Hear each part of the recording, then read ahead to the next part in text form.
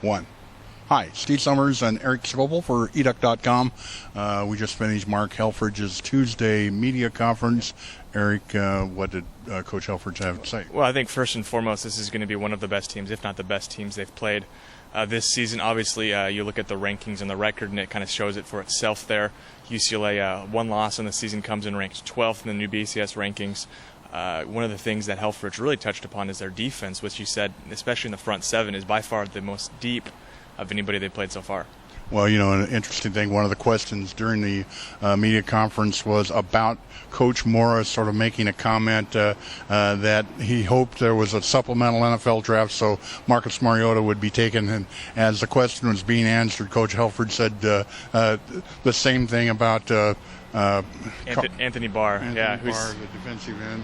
Who's really their kind of stud on the defense there. He plays linebacker there, a 3-4 front. Talked to a lot of guys about him, and kind of what the consensus was is he's really good, but they're really good as a whole. In general, that defensive line, that front seven is really, really good, and something that Oregon obviously has, the top rushing team in the conference, top passing rushing combination in the conference is going to have to be prepared for.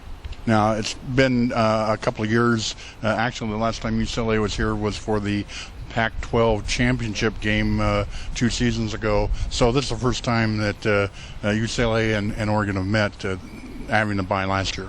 Yeah, it's kind of it's fun because you get the staggered schedule. You get 2 years.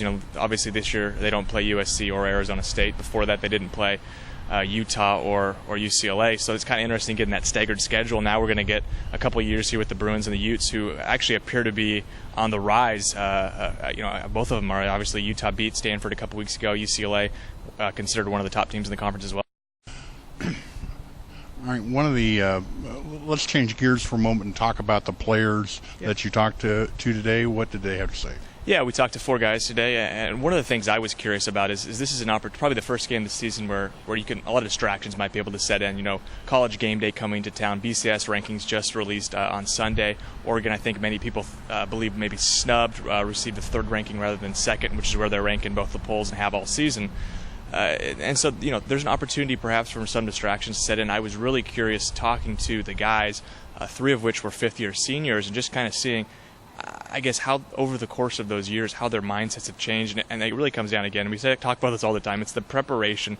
These guys focus so much on the preparation leading up to the games that, it's next play, next practice, not, whatever else is going on around them.